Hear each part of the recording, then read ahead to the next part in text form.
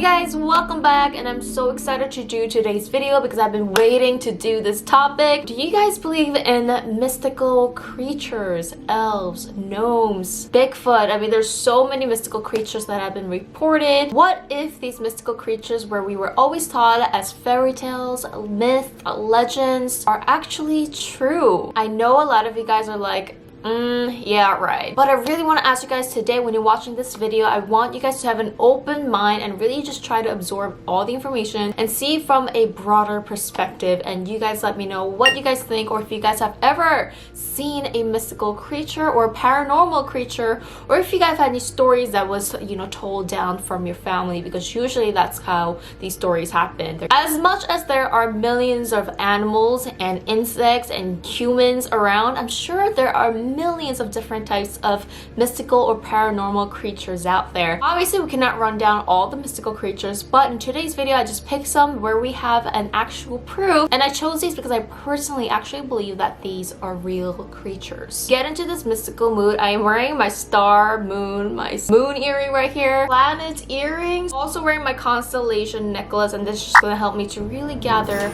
my thoughts into a mystical mode so I can tell the story for you guys. First creature we're gonna be talking about is the Minnesota Iceman. This story was a sensation back in 60s, 70s, and 80s, but now it seems to have died down and people have forgotten about it. So the Minnesota Iceman was described to be a male-looking human-like figure, approximately 6 feet tall, very hairy, with large hands and feet and flattened nose. One of the arms was supposedly broken and the eyes appeared to be knocked out of the socket, whatever that means. Also reported that it was killed by a gun having a bullet being entered from behind. The creature was frozen on ice and sealed with a thick pane of glass. Question, is this a Neanderthal, which is a subspecies of humans that used to live on Earth, but they went extinct about 40,000 years ago? So that is out of the question. There's no Neanderthal subspecies of humans that are alive today, or so that we think. But anyway, people did rule out the possibility that it could be a Neanderthal species. So what is it? Could something like Bigfoot actually exist on Earth? I mean, we've seen so many pictures about it, so many hoaxes. No one was actually able to get so close to the creature itself where we actually have video footages or photo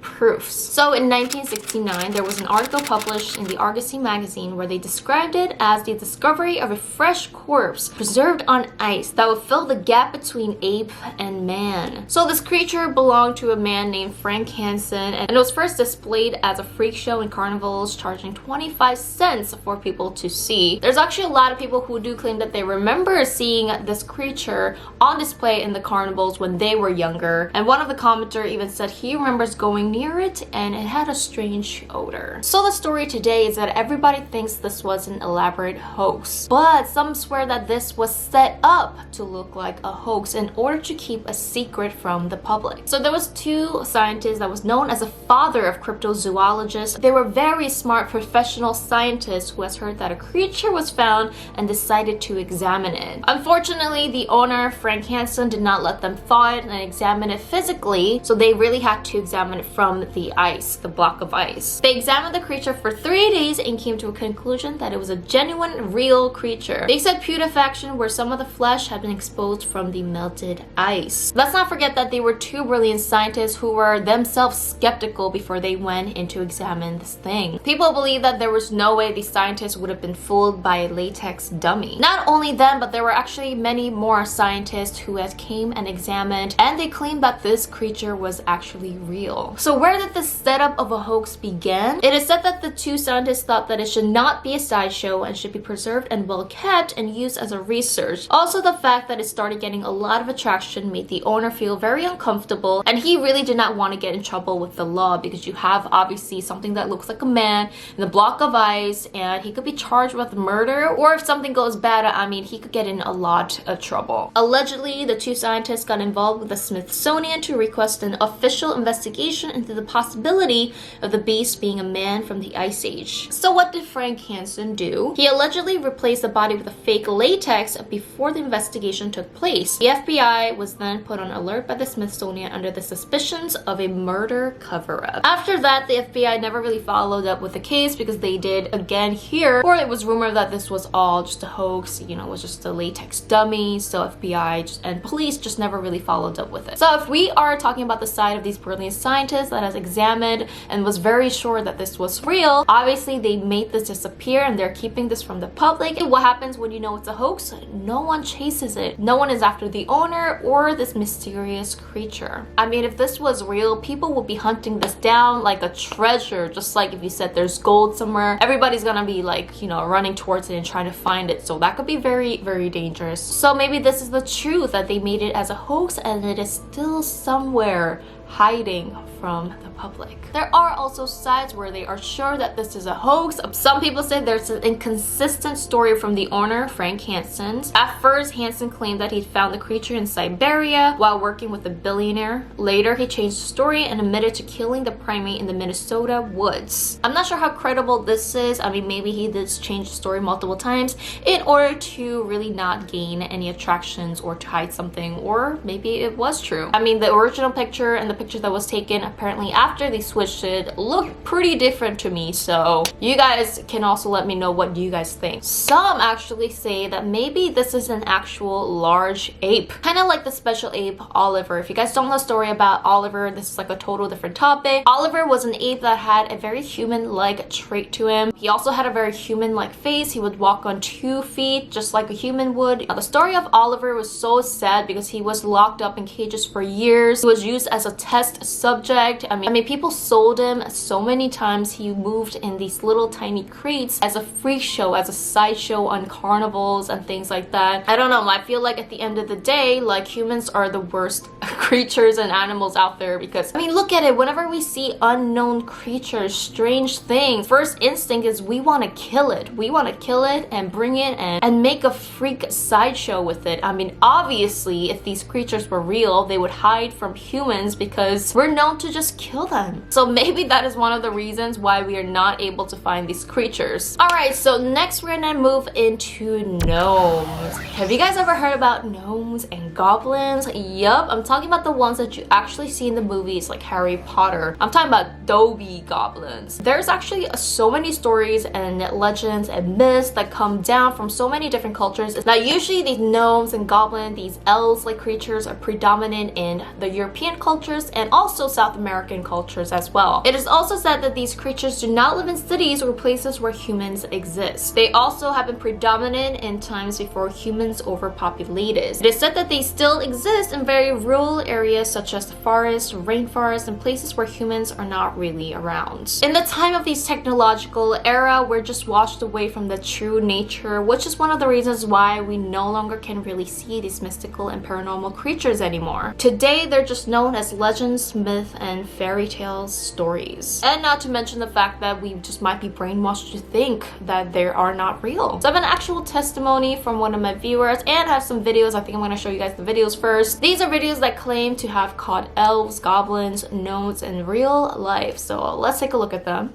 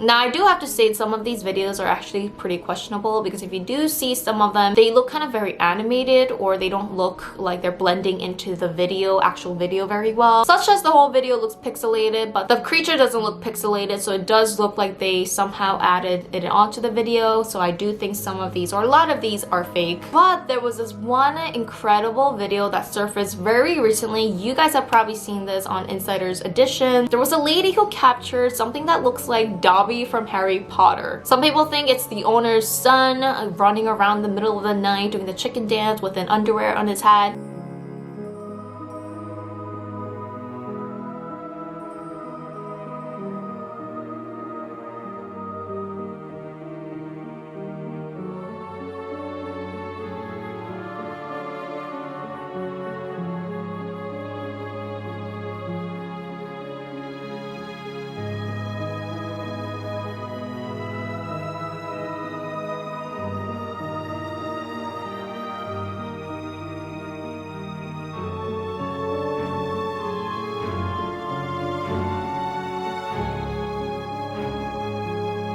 Honestly, if you guys look at this, this is not a human being or a child. There's no way you could doubt this. Like, look at the feet. You guys, look at the way the legs are moving. It is moving in a creepy, sorry, not creepy, but just not a human-like way. This could be a real-life goblin or an elf, whatever you want to call it, or an ET, an alien. I mean, you guys, people who are always doubting things, they will make up whatever excuse they can in order to make up an explanation. So there definitely will be a lot of doubters, or majority of people will be doubters. Alright, so let's go into one of the testimonies. I asked you guys if you guys have ever seen an actual paranormal creatures in real life. So we have a story by S. I'm gonna call him S. So he says, my cousin and a family lived in the countryside in the country Argentina. It is very common to find weird creatures in those regions. Some of them are part of our folk. Now I did hear of that in South America. There's a lot of stories about seeing weird creatures down there. So in the case of my relatives, they moved to the countryside and lived in an old house. My uncle took a job taking care of the crops of the area. Since they moved to that place, things and belongings went missing or just disappear from one day to another. They thought that this was not a big problem. Things go missing when you move out, or sometimes you just don't remember where you put it. One night, my cousin went to the kitchen. She turned on the lights and she saw it.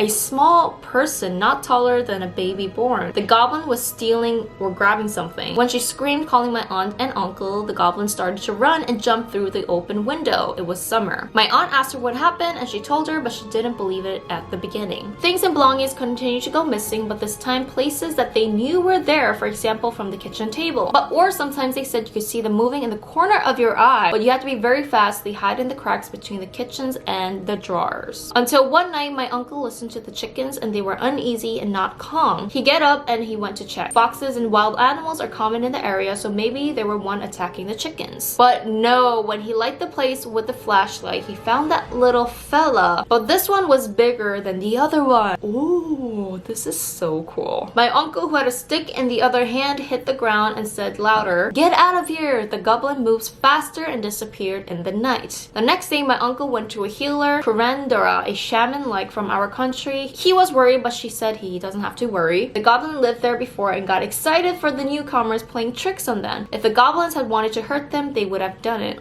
Oh, they just wanted to like welcome the newcomers. That's so cute. Since then, their things stopped disappearing. In fact, sometime later, they found the lost things in a hole in the wall of the house. A hole that wasn't there until the last sighting. My uncle's reaction seemed to have scared them and they left. As for their appearance, they were human-like, but their faces were older, dirty, with long messy hair and barefoot, usually a dirty piece of cloth to cover themselves. My cousin and her family don't live there anymore. Oh my god, I don't know why, but that description of the goblin was kind of cute. Like, it's literally like Dobby. Wow. Okay, first of all, now I have one of my bucket lists. I want to see one of these goblins before I die. That's kind of funny because it's like if they're actually covering themselves with a piece of cloth, they have very human-like, they have intelligence, they have a consciousness that are a little bit different than the other animals. That is super exciting. Okay, I want you guys to let me know what you guys have thought about these stories. If you guys have any experiences with seeing mystical creatures, maybe when you were younger, pure, because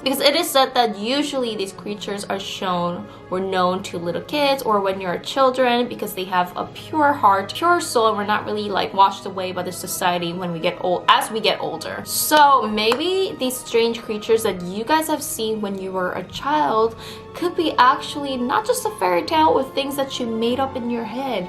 It could possibly be the actual real thing. Thank you guys so much for watching. Remember to hit the like button. It really helps me out a lot. Share this video with a friend that might have seen a strange creature. Remember to hit the subscribe button and hit the notification bell because I reply to all my early birds. See you guys next time.